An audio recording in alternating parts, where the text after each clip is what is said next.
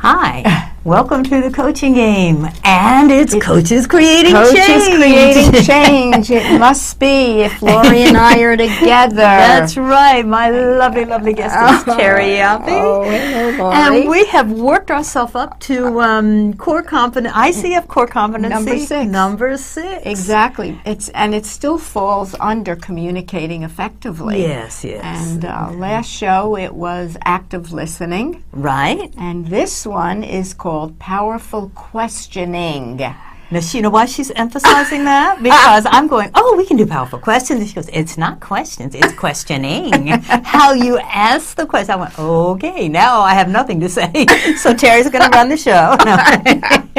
Right. Well, and I think that many people really get hung up with that. Yeah, I do. Because they always think it's powerful questions. Which are important. However, it's the questioning right. that's really important. And here is the definition by ICF. Asking questions that reveal the information needed for maximum benefit to the coaching relationship and the client. Yes. So what does that mean to you? You know what? It means so much to me. It really does. Okay. I was just kidding. Of course, I have something to say, always. But one thing that I noticed, because I'm doing some final assessments for IPAC right now, and what we are taught, and I don't know if you were, but we are taught, don't get into the story. Don't get into the story. Right. And which is fine, but I'm interpreting that as don't jump into the box with the client. But get the information you need, and it's like, don't be afraid to ask questions that are going to give you information that tell you how you can coach better. Did you have that same training? Don't get into the story. It's like in your head. It's like, that's my tagline. Is it? Well, see, two different coaches. Stop with the stories. So, from my perspective, it means that we can very easily get seduced into the story the client tells us and lose track of what's under the story, what's really going on. Right. And coaches will coach around the story. Or, in my case, what I'm talking about, they don't have the story, but they'll try to coach anyway. My example, and I hear what you're saying, that's so right, and that's the coach's problem, to stay detached but yet empathetic and responsive and observant. But like if I'm saying, what do you want to work on? I want to work on a New Year's resolution. I have had people try to coach me for 20 minutes, and they don't know what the resolution is. It's like, coach you? Yes. When I was playing client for the final assessment, and it's like, wait, don't you want to know what we're talking about? No, they didn't want to get into the story. There's a dance, like with everything. There's a dance. Get your information, and then stay out of the story. So this is where. So how do you not let them do the coaching? Exactly. And this is where not the question, but the questioning comes into play. Yes, absolutely. That a very adroit coach who can see they're building a story, that's not what they're here for. They think they are, and we all have stories that are very elaborate. I call them Hans Christian Andersen stories. Right. However, it's what's driving the story. So it's figuring out what made them create the story in the first place, and then get under it to have them look at their story and to hopefully have that shift or that aha moment to say, wait a second, and stop dead in their tracks. That's interesting. Are you saying that the story is the symptom and the coach's job is to find the source? So my training, the small agenda is the story. That's the doorway. The big agenda. I love that, a doorway. That's a good metaphor. Yeah, I like that. Okay. The big agenda is looking at what we can glean from the story, like summarizing and reflecting on. So it sounds like blah blah blah blah blah. Does this best describe what you're saying, or how does that land? Mm-hmm. Yes, and then come back with, so what exactly is, and you find that one wedge, different branch, so they can look at it a different way. Yeah. Exactly. Okay. Yeah. I think we're on the same page. we got we're there always differently. On the same page.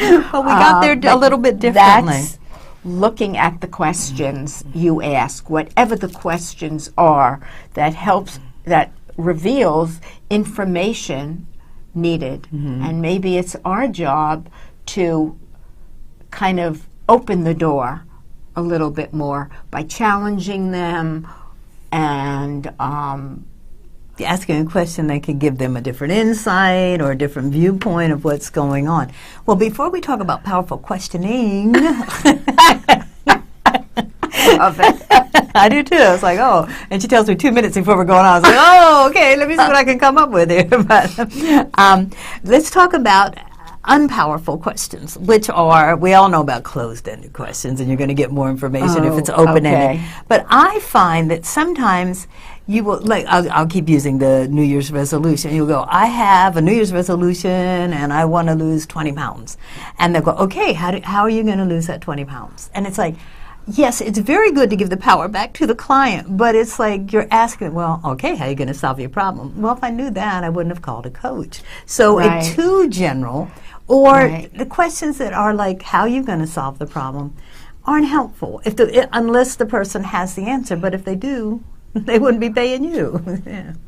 So sometimes in the story, they'll give you a story, and they say, oh, by the way, blah, blah. And you may think that's insignificant, but that might be what's kind of embedded in the whole story. Yes. And, I want to lose 20 pounds. Well, my hunch is there's something other than the 20 pounds. Sure. What's it going to do for them? It's 20 pounds is a symptom, and it's like, what's the real deal? Yeah. It's a struggle they're having, and it could be it could be body image. It could be something else. It could be, where else does this show up in your life?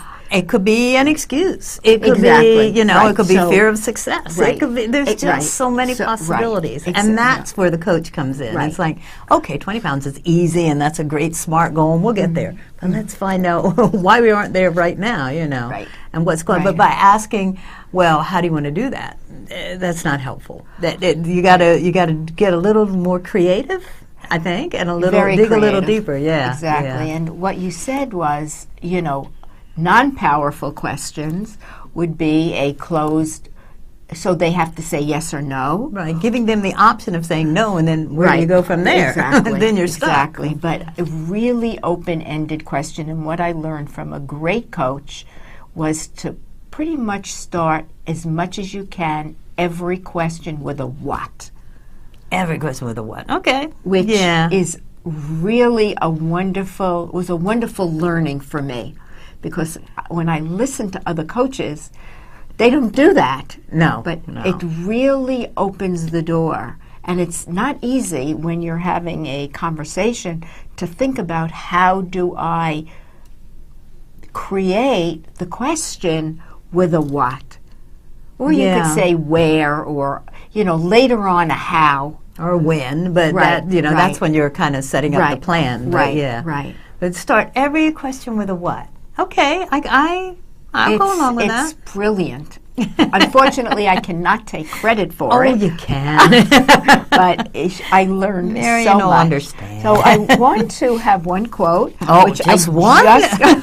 Which I found this morning, which truly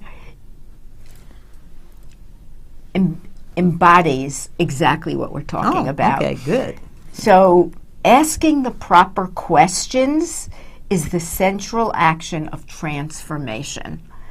Questions are the key that causes the secret doors of the psyche to swing open.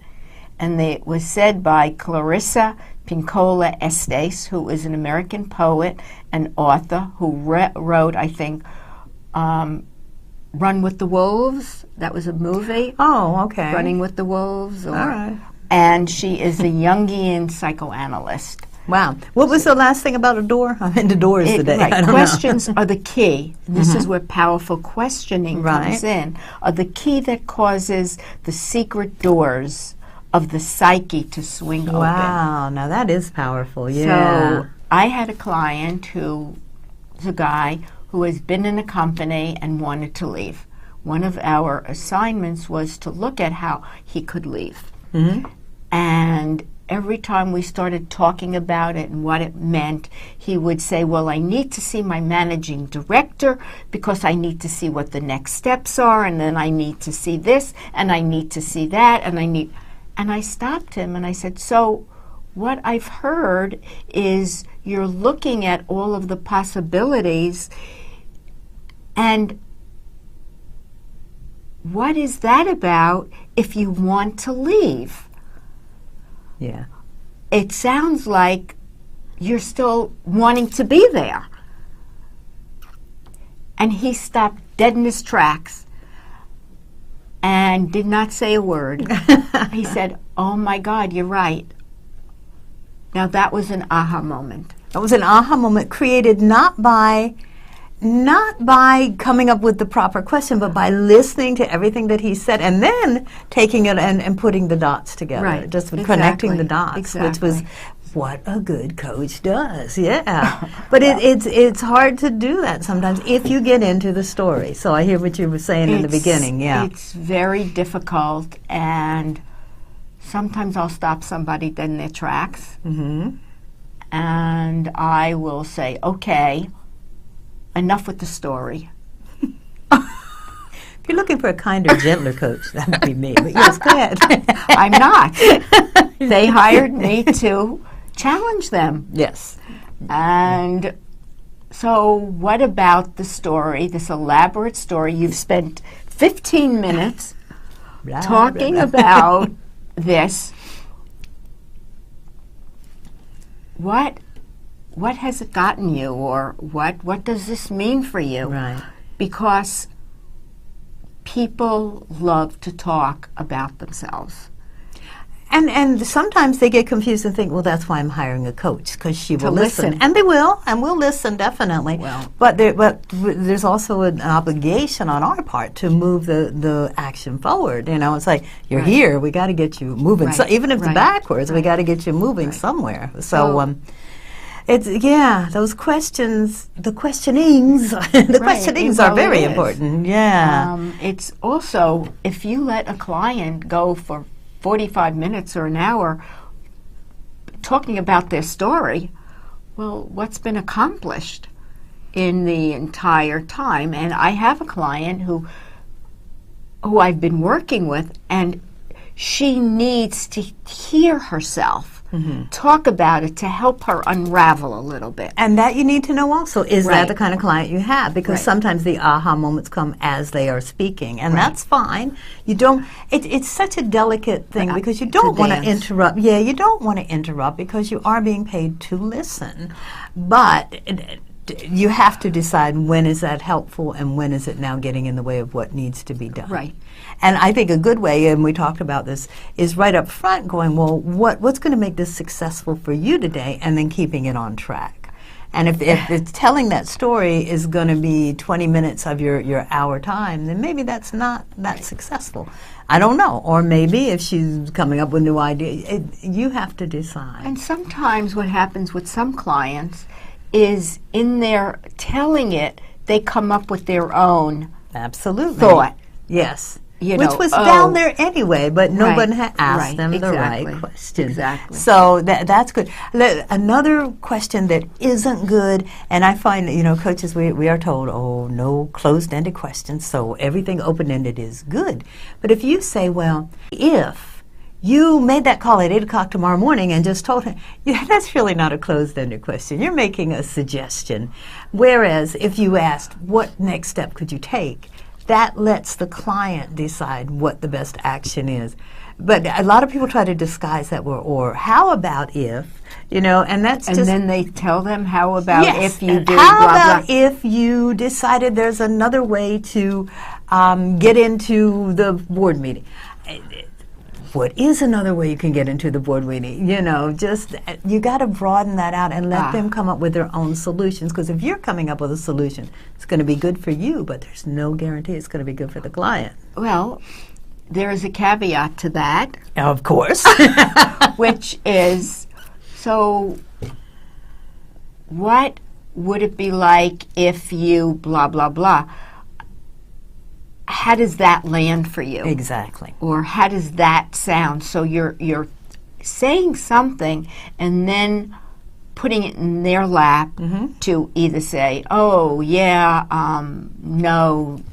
No, it's great. It's fine to ask for. In fact, that's a powerful question. It's fine to say, "Can I make a suggestion, or can I make an observation?" and get the client's assent. Right. And then don't be attached to the answer. Right. Exactly. But just say, "Okay, how does that land with you? How do you feel about what I just said?" Right. Yeah. Exactly. So that's such a good point. That's good. As long as I would never say, "Here's my advice." Right. But so here's a thought or an insight that I've just had, given what you've said, what might be another route for you, Right. or sometimes if somebody is struggling, I'll say, so what has worked for you in the past Absolutely.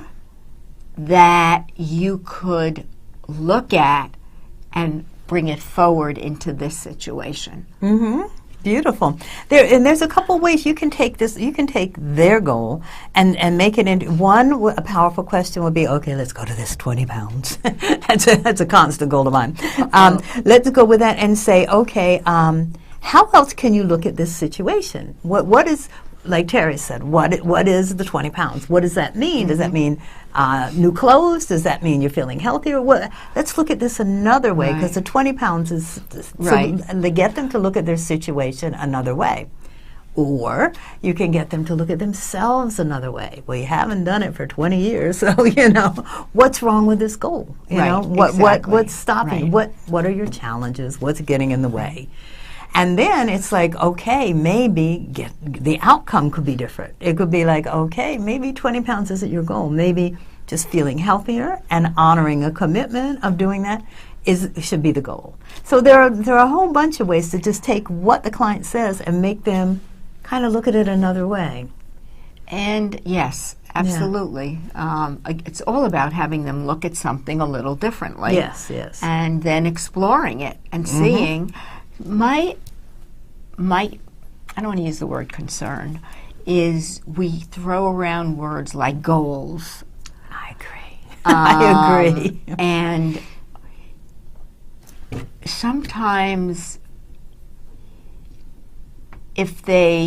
unless they back it up with something else, like, oh, I know, I can put Post-its up, and that's what I'm going to do. Well, that's like a Band-Aid, because for me, coaching and working with somebody, a goal isn't always, it's what do they need to do to get to that goal, to achieve it. A step. What's the Absolutely. transformation? Yeah. Absolutely. It's not only, what strategies can we put in place. And I get clients that, okay, what strategy can I put in place to get that done? Well, it's always about them. If people inherently can transform and change the way they think about something, the rest is easy. And people look for the exterior. Right, rather and than it's the jump interior. to the 20 pounds. How are you going to get there? And you could certainly say eat carrots and run Right. for 2 miles. That's not the problem. If they could Right. do that already. Right. So that's the goal. But I agree with you. The journey and the path, I think, are so important, and the awareness that you bring to the client as you're helping them. Say, okay, what's stopping you? What will motivate you to do this? Yeah, so you're right. And I don't know about your training, because we did different schools, but it was like everything has to end with a SMART goal, and you got to have it tied. Oh, so yeah. it's like maybe it's not a SMART goal. Maybe it's the first step. Here's the first step, and that could just be researching nutritional benefits of carrots. I don't know, whatever it is. But so it doesn't have to be a full-fledged, right-on 100% plan. I agree with you. I think we do throw that, you've got to have a goal. No, Maybe a path. Well, yes. And today, what's important is transformation and change. Because we live in a very chaotic world, and everything, change is the new norm. Yes. And it's about purpose, vision, and fulfillment. That's what's important. So with the 20 pounds, so what would be what is the, again, end game for you with the 20 pounds? Right. What will it do for you? What will it do for you? How will you feel when you accomplish it? Right. It's like, are you sure that's the goal? Right. Is that really what you want? And if it is, full steam ahead. And if it's not, let's explore. Yeah. Right. Exactly. Let's explore. Yeah. Or, and you have to say, if someone keeps saying that for 4 or 5 years now, I'm just saying, and you have to go, really? Are you sure that's what you really want? Because it's not happening. Right. So what else is it? What is circumventing that? And let's go explore that. That will be so much more rewarding than saying, okay, you're on 1,200 calories a day and you're going to run 2 days a week. Yeah, That's right. Finding the underlying cause is going to be so much right. more beneficial to, and not that they can just use it there. They can use it anywhere.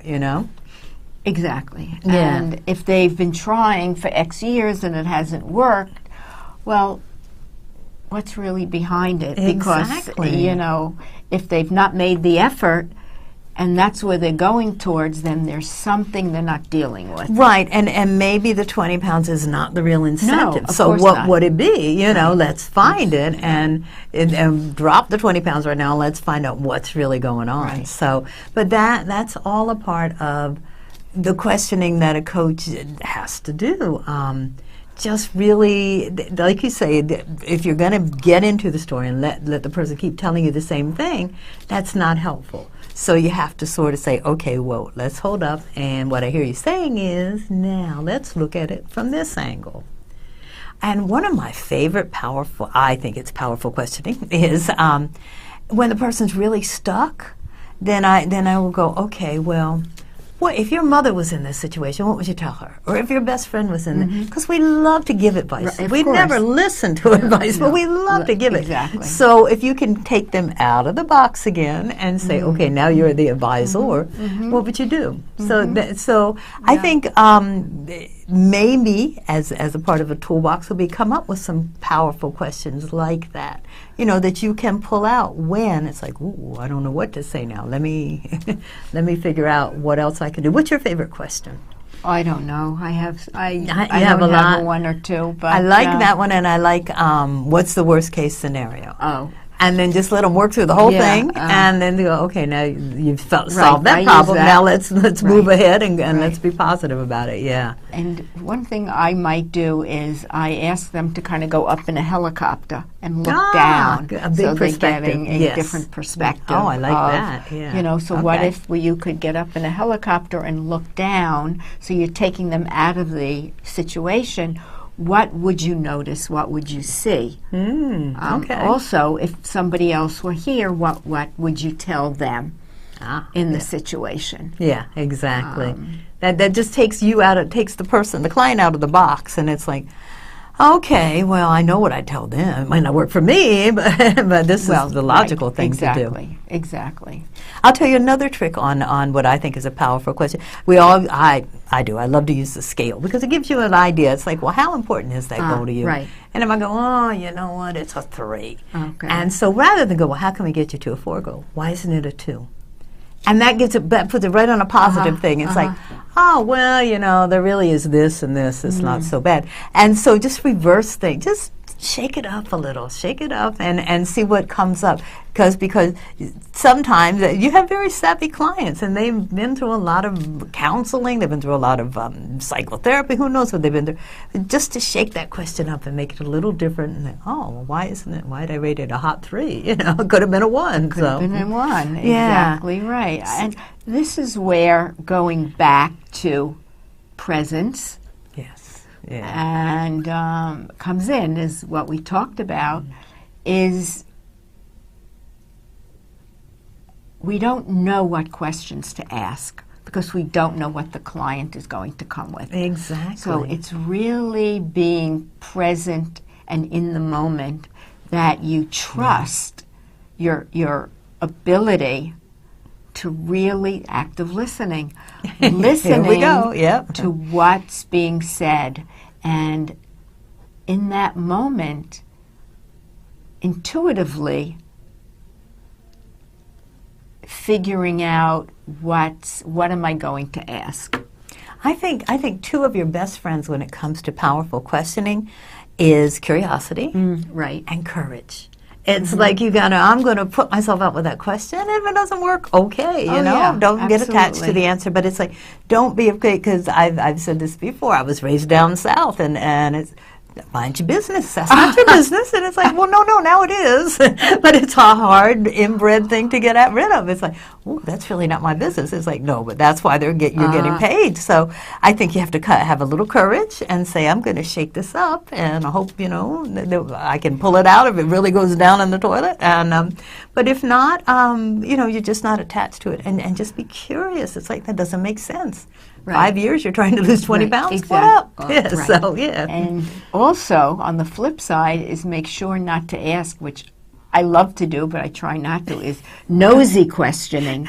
Yeah. What? Yeah. Right, where it doesn't matter. It doesn't. It's not important. Right. You know, in the whole scheme of what you're trying And to again, do. we keep talking about dance, and our next session's going to be a dance studio, but Right. dancing between curiosity Right. and nosiness. It's like, you Right. know, and what's going to be helpful and what's not. So we keep, it's delicate. It's delicate. It's a delicate, right, balance, and certainly powerful questioning. And I think we are coming up to... We're coming up to our end. And next how time, quickly. I know, when you're having a good time. Yeah. And the next time is going to be direct communication. So we'll deal with that. But hopefully, it's clarified some things for me. Right. I love your door metaphor, and I think I might use that. Wow. So, Well, Carrie Yoffe, as usual, Oh, it's thank a you, joy. Thank you. Thank you, Laurie. Thank you, everyone. Look forward to seeing you soon. Yep. Take care.